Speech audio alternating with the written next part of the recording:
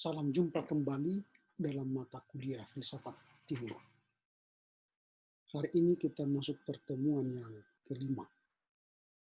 Topik yang akan kita bahas dalam pertemuan yang kelima ini ialah perkembangan filsafat di belahan dunia timur.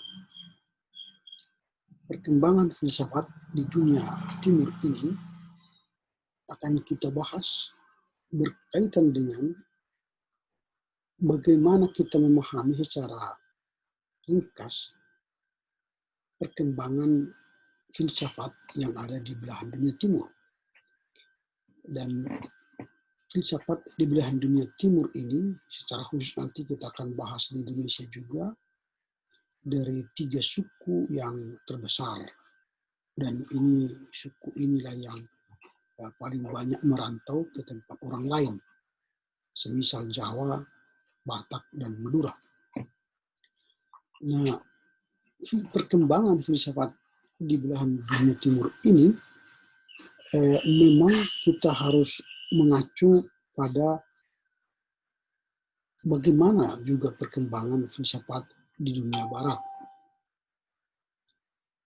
Di dunia timur memang tidak ada kita lihat secara nyata nanti menggunakan istilah filosofia. Walaupun tidak menggunakan istilah filosofia, bukan berarti filsafat timur tidak mengandung nilai-nilai filsafat. Tetapi kita akan melihat nanti filsafat timur itu dari segi pandangan-pandangan religius, moral etis, serta pola tingkah orang timur itu sendiri. Jadi memang secara eksplisit tidak tertulis filosofia dalam filsafat timur, tetapi filsafat di belahan dunia timur itu berpangkal pada pandangan-pandangan religius, moral etis, dan pola tingkah orang timur itu sendiri. Jadi walau tidak ada tertulis langsung kata filosofi dalam filsafat timur, tetapi dalam filsafat timur itu berpangkal pada pandangan religius, moralitas etis, dan pola tingkah laku. Nah, dalam pembahasan kita kali ini kita akan melihat perkembangan filsafat orang timur seperti filsafat Cina, India, juga nanti filsafat orang Indonesia. Nah, saya katakan tadi kita akan membahas filsafat Jawa, filsafat Batak, filsafat Madura, karena alasannya inilah suku yang agak dominan, yang gemar merantau dan kuat menjunjung tinggi filsafatnya. Jadi ketiga suku ini, filsafat Jawa, Batak, dan Madura, memiliki kegemaran yang merantau dan menjunjung tinggi nilai filsafat hidupnya. Ini yang akan kita lihat dalam bahasan hari ini. Baik, kita akan masuk pertama bagi filsafat Cina. Nah, filsafat Cina, kalau kita selalu itu pernah kita dengar mungkin dulu, ada petuah populer yang mengatakan tuntutlah ilmu walau sampai ke negeri Cina. Tuntutlah ilmu walau sampai ke negeri Cina. Itu menggambarkan bahwa filsafat Cina itu tinggi karena dianggap orang Cina itu memiliki ilmu yang mumpuni, yang baik. Nah, petua ini sangat relevan sekarang karena Cina sudah menjelma menjadi raksasa ekonomi yang menyaingi Amerika. Ini karena filsafat ini yang terus berkobar-kobar, terbakar dalam hati orang China, maka mereka sekarang menjadi raksasa ekonomi yang menyaingi Amerika. Walaupun orang Amerika juga berkata, bolehlah orang Cina itu menguasai perekonomian gitu ya, tapi Amerika juga mengatakan di Amerika itu punya inovasi teknologi yang lebih terdepan. Jadi kalau teknologi kita harus akui itu Amerika yang lebih terdepan. Nah, kemudian ketika kita belajar filsafat Cina, maka kita tidak bisa lepas dari ajaran Konfusius. Karena Konghucu atau Konfusius diyakini sebagai salah satu filosof terbesar Cina. Selain Konfusius masih ada Lao Tzu. Dia ahli perang. Lao Tzu dan juga Sun Tzu. Nah, itu. Jadi selain Konghucu ini, selain Konghucu ini yang terkenal di Cina, filsuf Cina maksudnya, ada juga Lao Tzu, dan yang ketiga ada Sun Tzu yang ahli perang. Tentu kita tidak akan membahas ketiga filsuf itu, tetapi kita akan melihat bagaimana filosofi-filosofi yang dianut oleh Konfusius misalnya, dan juga nanti posisi filsuf Cina. Nah, filsafat selalu menjadi perhatian bagi setiap orang yang berpendidikan. Maka di Cina, jika seseorang merupakan orang yang berpendidikan, pertama yang diberikan dalam pendidikan Cina, pendidikan pertama yang diberikan oleh orang Cina ialah ilmu filsafat. Makanya anak-anak Cina sejak kecil sudah diperkenalkan dengan buku-buku Konfusius. Sehingga anak-anak orang China itu sudah sejak kecil belajar filsafat. Jadi kalau dikatakan belajar filsafat Cina atau Konfusius, jangan kita anggap mereka belajar agama, bukan. Di Cina itu Konfusius itu bukanlah sekedar agama saja, tetapi dia sama halnya dengan Platonisme dan Aristotelianisme. Artinya itu belajar ideologi, filsafat, ajaran seseorang, bukan hanya agama. Jadi belajar Konfusius itu setara dengan belajar Platonisme atau belajar Aristotelianisme. Jadi sehingga anak-anak yang diajar Konfusius itu sebenarnya diajarkan ajaran-ajaran Konfusius itu sendiri. Nah, filsafat Cina berfungsi bukan untuk menambah pengetahuan positif sesuai kenyataan. Jadi nanti kalau kita belajar filsafat Cina bukan untuk menambah pengetahuan positif. Artinya begini, kalau kita melihat meja ini, lalu meja ini akan berubah, berinovasi, bukan seperti itu. Tetapi filsafat Cina itu berfungsi untuk meningkatkan taraf jiwa. Jadi meningkatkan taraf jiwa inilah fungsi dari filsafat Cina. Jadi kalau kita belajar filsafat Cina nanti, mereka selalu meningkatkan taraf jiwa. Karena itu filsafat Cina itu bukan keniscayaan bila manusia harus menjadi religius. Jadi ketika kita belajar filsafat Cina, maka outputnya nanti kita menjadi religius. Namun keniscayaan bila menjadi filosofis jika tidak menjadi religius bagi mereka itu tidak baik. Berarti filsafat Cina belum jalan. Nah karena itu belajar filsafat Cina akan membuat dia lebih religius, bahkan mendapat berkah tertinggi dari agama. Artinya dia lebih beragama jika belajar filsafat. Inilah pandangan hidup orang Cina. Jadi bukan hanya mendapatkan nilai-nilai agama yang lebih lebih penting bagi mereka, tetapi filsafat. Tapi ketika mereka punya filsafat, mereka sudah mendapatkan berkah tertinggi dari agama itu sendiri.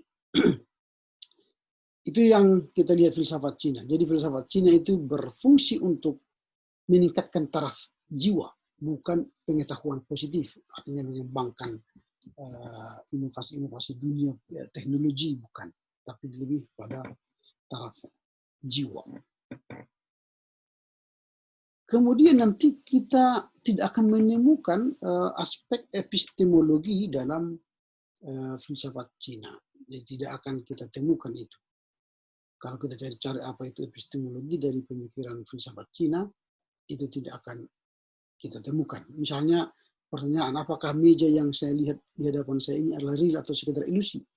Apakah ini sekedar gagasan dalam pikiran saya atau menempati suatu ruang objektif?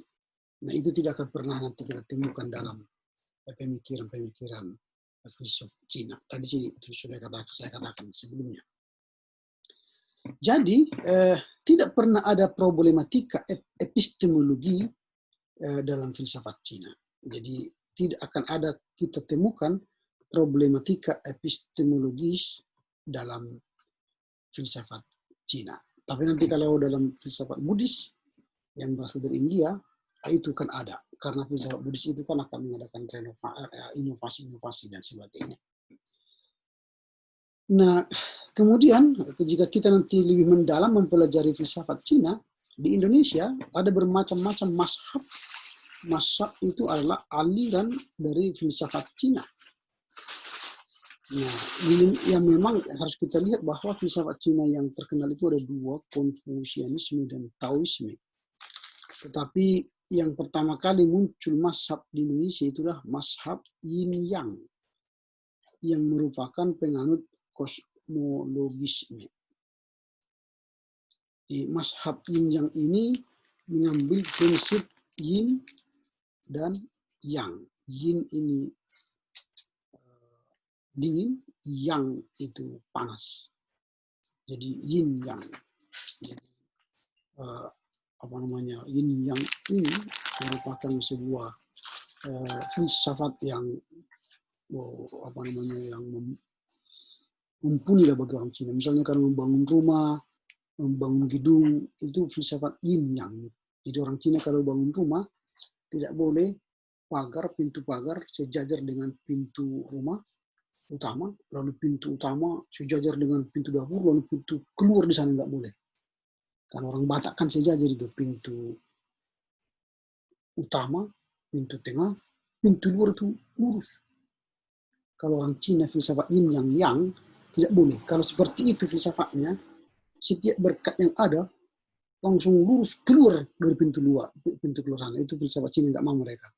Makanya filsafat Cina masuk pintu utama langsung belok. Baru ada pintu lagi, belok lagi. Baru pintu keluar. Nah itu prinsip Yin dan Yang. Supaya apa? Ketika berkat masuk ke rumah, dia tinggal dulu, baru dinikmati, setelah itu boleh keluar. Itu filsafat Yin dan Yang. Tapi kita kan filsafat Batak ini masuk pintu utama, lurus, langsung keluar ke sana. Istilahnya seberapa pun yang datang, segitulah juga keluar. Ya, tapi kita kan filsafat Batak beda. Filsafat Cina seperti itu. Itu filsafat Yin dan Yang. Nah, selain mazhab Yin dan Yang, ada juga mazhab Jucia, mazhab cendekiawan. Ini kalau di Barat dikenal ini sebagai mazhab Konfusianisme. Orang Barat mengenal Jucia ini sebagai Konfusianisme. Kemudian ada mazhab Moujia atau mazhab Mo yang dipimpin oleh Mouju. Nah, kemudian mazhab Mingxia, mazhab Fa-Xia atau mazhab legalisme. Dan terakhir ada mazhab Tao Che Chia atau di dunia barat dikenal sebagai mazhab Tao. Inilah beberapa mazhab filsafat Cina yang ada di Indonesia, juga yang ada di belahan bumi Cina sekarang. Nah, sekarang kita masuk pada filsafat India. Mungkin kita bertanya, mengapa kita harus belajar filsafat India? Jawabannya, filsafat India ini dari segi kebudayaan amat mempengaruhi kebudayaan Indonesia. Jadi dari segi kebudayaan, filsafat India ini sangat banyak memengaruhi kebudayaan Indonesia. Artinya sejarah kebudayaan Indonesia tidak mungkin memperoleh bentuknya seperti sekarang ini tanpa pengaruh India. Jadi sekarang mengapa kita belajar filsafat India? Karena filsafat India itu secara kebudayaan sangat banyak memengaruhi kebudayaan Indonesia. Pengaruh berupa tarian, nyanyian, seni lukis, pahat, dan sejenisnya itu merupakan pengaruh dari filsafat India yang ada di Indonesia. Dan kemudian tidak hanya itu, pengaruhnya juga merambah kepada unsur kerohanian seperti meditasi atau mencari ketenangan batin. Itu juga dari filsafat India, yaitu meditasi atau bersamedi. Nah, filsafat India juga sama seperti pemikiran filsafat Barat yang meliputi cara kerja nalar atau pengertian manusia, logika, etika, dan teori metafisis. Artinya filsafat India ini juga hampir sama dengan filsafat Barat. Karena filsafat India itu meliputi kerja akal atau nalar, atau juga meliputi pengertian manusia, meliputi logika, meliputi etika, dan meliputi teori metafisis. Itu filsafat India.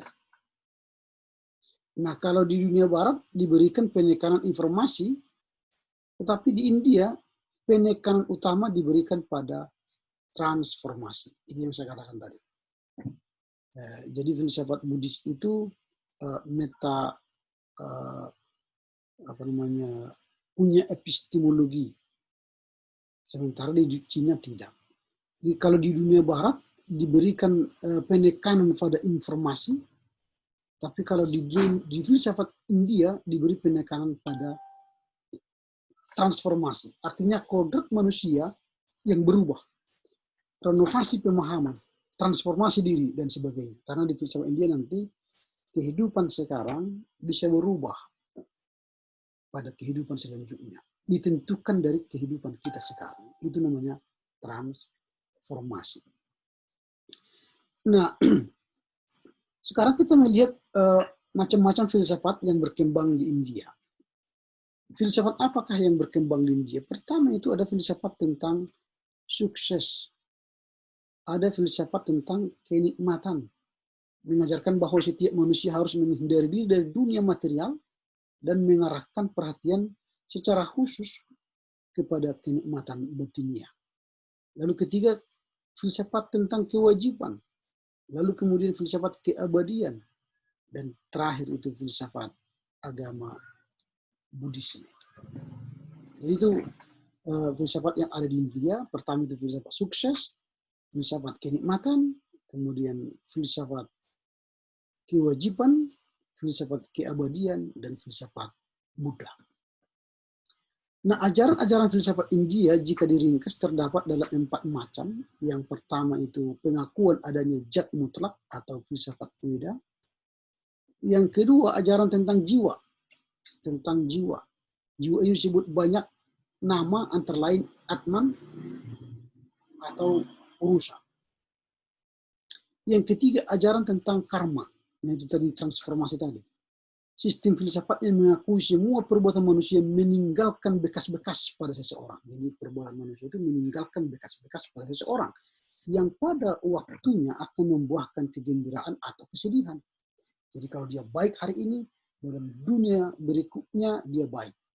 Makanya ada manusia berubah jadi kera, berubah jadi babi, berubah jadi kuda, itu tergantung perbuatannya sekarang. Tapi kalau kera itu semakin berbuat baik, dia berubah menjadi manusia.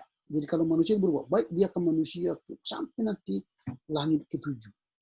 Itu orang India. Jadi ada tentang karma. Lalu yang keempat ialah ajaran tentang pelepasan atau pembebasan. Inilah filsafat India yang mau kita pelajari. Jadi filsafat India ini sangat memengaruhi filsafat atau kebudayaan Indonesia. Nah, kemudian sekarang kita akan masuk filsafat yang ada di Indonesia, yang 3 suku tadi yang kita katakan, karena itu suku itu sering merantau dan sangat berpegang teguh pada filsafatnya. Yang pertama yang mau kita lihat ialah filsafat Jawa. Nah, apa itu filsafat Jawa yang mau kita lihat? Yang dalam kehidupan sehari-hari, filsafat Jawa ini mengapa kita pelajari? Yang pertama itu karena orang Jawa itu jumlahnya banyak dibanding suku lain. Ya, banyak. Yang kedua, salah satu pemikiran cendekiawan suku ini diadopsi sebagai slogan pendidikan. Salah satu pemikiran cendekiawan Jawa diadopsi sebagai slogan pendidikan, yaitu Ki Hajar Dewantara dengan konsepnya Tut Wuri Handayani. Jadi mengapa kita belajar filsafat Jawa? Karena memang salah satu dari filsuf Jawa itu pemikirannya dijadikan menjadi slogan pendidikan, yaitu Ki Hajar Dewantara Tut Wuri Handayani. Nah, selain itu juga suku Jawa dipakai untuk salah satu syarat tidak tertulis dalam dunia perpolitikan. Selain itu juga suku Jawa menjadi salah satu syarat dunia perpolitikan. Misalnya begini, ini syarat tidak tertulis sebenarnya, sama seperti di Amerika ya. Kalau menjadi presiden Amerika itu Anglo-Saxon Protestan, tapi ternyata di sana pernah White Anglo Protestan. Padahal ternyata di sana pernah Obama menjadi presiden. Kan itu persyarat tidak tertulis. Kita itu ada persyarat tidak tertulis, presiden harus beragama Islam dan bersuku Jawa. Ini persyaratan tidak tertulis. Walaupun kita sudah pernah, presiden kita B.J. Habibie orang Sulawesi, kemudian presiden kita yang di luar Jawa masih masih presiden B.J. Habibie. Ya, itu bukan Jawa. Dulu kan ada juga perkataan kalau presiden Indonesia itu orang Jawa dan berakhiran O. Kan Soekarno, Soeharto. Tapi ternyata B.J. Habibie enggak. Dan memang ini Joko, tapi Jokowi juga enggak benar kan. Tapi itulah pemikiran filsafat ini. Nah, kemudian suku Jawa pada masa lalunya mewarnai perjalanan Nusantara melalui Sriwijaya dan Majapahit. Dan ini punya bangunan sistem filsafat tersendiri. Nah, jika Yunani menganggap filsafatnya sebagai cinta kearifan bijaksana, maka Jawa memaknai filsafat sebagai jalan ngundi kesempurnaan. Jadi kalau orang Yunani itu filsafatnya itu sebagai cinta kearifan atau kebijaksanaan, maka Jawa itu memaknai filsafatnya sebagai jalan ngundi kesempurnaan. Artinya menuju, berusaha, mencari kesempurnaan. Itulah filsafat orang Jawa. Jadi orang Jawa melakukan refleksi kefilsafatan untuk meraih posisi kesempurnaan itu. Jadi orang Jawa selalu berusaha untuk mencapai posisi kesempurnaan karena filsafat mereka mengundi kesempurnaan.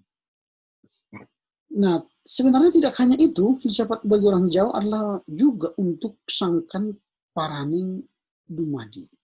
Sangkan paraning dumadi. Itu asal mula dari dan akhir kehidupan.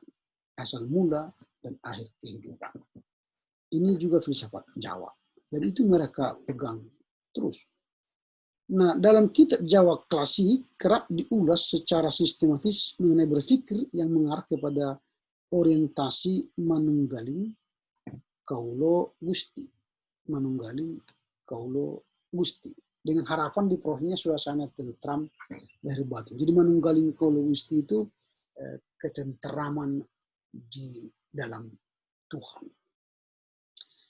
Nah, kemudian kalau kita berbicara, apakah ada referensi tentang filsafat Jawa atau kitab Jawa? Pasti banyak. Nah, ada beberapa referensi kitab yang jadi wahana orang Jawa untuk menuangkan ajaran filsafatnya. Jadi ada buku-buku yang menjadi tempat sumber filsafat Jawa, yaitu kitab Negara Kertagama, kitab Ulang Reh, kitab Wedatama, kitab Sabda Jati. Ini banyak sekali. Jadi kitab Negara Kertagama, Ulang Re, Wedatama, Sabda Jati. Dan kemudian tokoh-tokoh mereka yang mengajarkan filsafat, seperti di Cina tadi ada tokohnya, ada Konghucu, di Jawa juga ada tokoh-tokoh filsafat yang terkenal. Misalnya Empu Kanwa, kemudian Empu Tantular, pengarang buku Sutasoma. Kemudian Yasa Dipura I atau Dewa Ruci. Kemudian ada Pakubono ke-4, pengarang Ulang Reh. Ada Rangga Warsita, pengarang Serat Udaya Jati, dan pengarang Widatama. Ada juga Mangku Negara 4. Jadi orang Jawa itu punya filsuf-filsuf yang menjadi panutan mereka. Yaitu seperti tadi Empu Kanwa, bahkan terkenal sebenarnya bagi kita ialah Empu Tantular. Itulah filsafat Jawa. Nah, sekarang kita masuk pada filsafat Batak.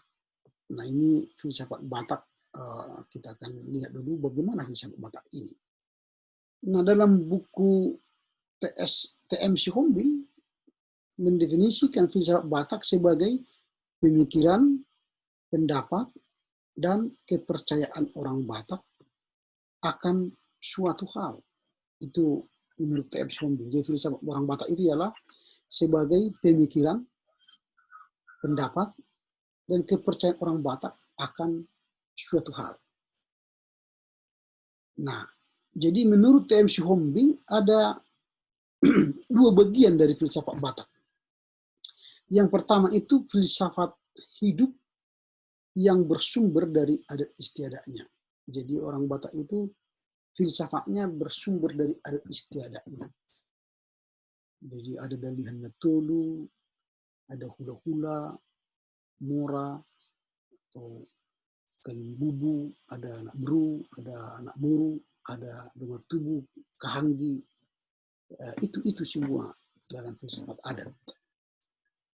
Nah, itu yang pertama. Jadi filsafat itu bersumber dari adat istiadatnya. Jadi makanya orang Batak itu adatnya tinggi sekali.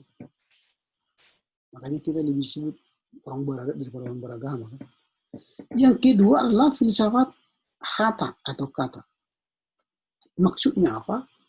Orang Batak itu selalu terkenal dengan peribahasa. Artinya bahasa itu sangat menentukan. Makanya ada bagi orang Batak raja perhata. Karena dia raja tukang kata-kata itu, juru bicara gitu ya. Misalnya contoh juga kata-kata dalam orang Batak itu kan nyarit lili, membahen, pembaba. Jolo nidila bibir, asa nidok hata. Artinya apa? Jilat dulu bibir kita, gitu ya, baru berbicara. artinya pikir dulu matang-matang baru berbicara. Ini filsafat orang Batak. Nah, jadi banyak sebenarnya filsafat orang Batak itu tertuang dalam kata-kata, tertuang dalam peribahasa, perumpamaan. Maka orang Batak setiap berbicara, songon hidupnya putas julu-julu tubuh, seperti apa yang disampaikan oleh nenek moyang kita. Bago namar halto man itu biro bien. Oras hamu na mangaton mangsoni hami na mangalin emma tutu. Jadi kata-kata. Jadi filsafat orang Batak itu kata-kata. Lalu ketika kita berkata-kata, orang lain juga menjawab dengan kata-kata.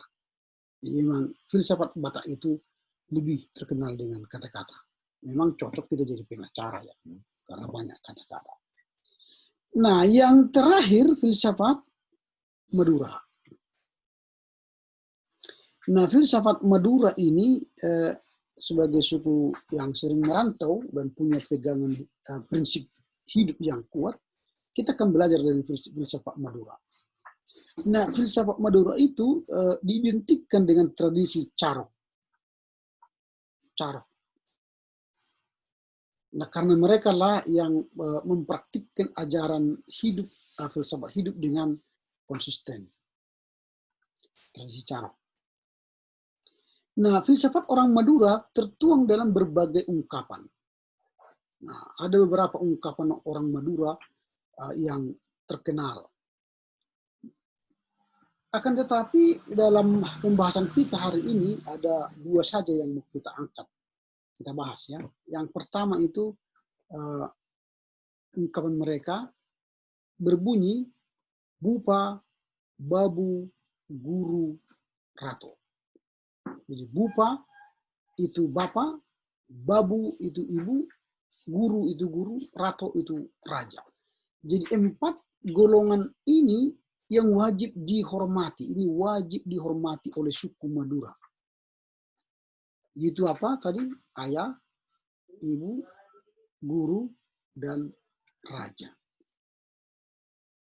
Dan setiap orang yang tidak menghormati 4 orang ini, bagi orang Madura itu bukanlah orang Madura.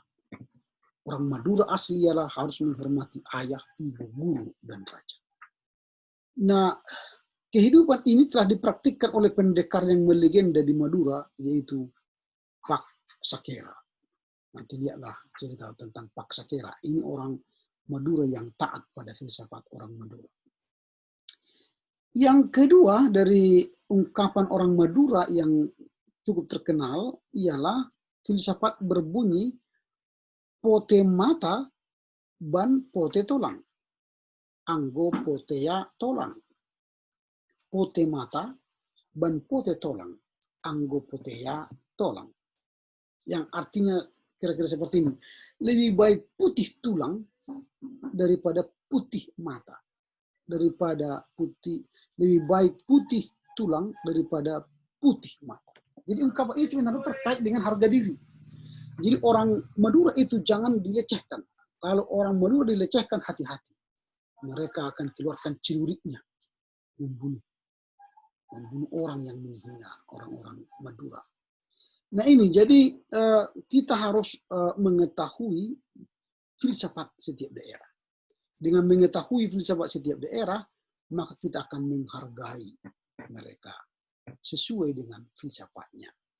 Nah inilah pengantar untuk melihat bagaimanakah perkembangan filsafat di belahan dunia timur. Jadi perkembangan filsafat di dunia timur. Nah, minggu depan kita sudah masuk pada pembahasan laporan buku, laporan bacaan maksudku, laporan bacaan. Maka setiap orang menuliskan laporan bacaan itu, mengirimkan ke grup 1 hari sebelum kuliah. Berarti hari Selasa maksimal jam 18 sore. Dan juga mengirimkan video singkat tentang bacaan itu. 1-2 menit. Bacakan apa yang kau tulis, tuliskan apa yang kau bacakan. Jadi lalu nanti divideokan, kirimkanlah masukkanlah ke YouTube-mu masing-masing, lalu nanti kirimkan ke grup. Sehingga setiap orang akan menonton kamu berbicara tentang laporan bacaanmu itu. Lalu setelah itu, kita akan berdiskusi, tanya jawab di WA group, chat WA group. Oke ya, itu. Jadi videonya juga dikirimkan hari Selasa. Hari Selasa, maksimal jam 18. Supaya teman-teman nanti sudah bisa menonton dan membaca tulisanmu, lalu besoknya kita masuk pada diskusi. Demikian pertemuan kita hari ini. Tetap jaga kesehatan dan belajar yang baik dan keras. Salam buat keluarga, dan Tuhan Yesus memberkati kita semua.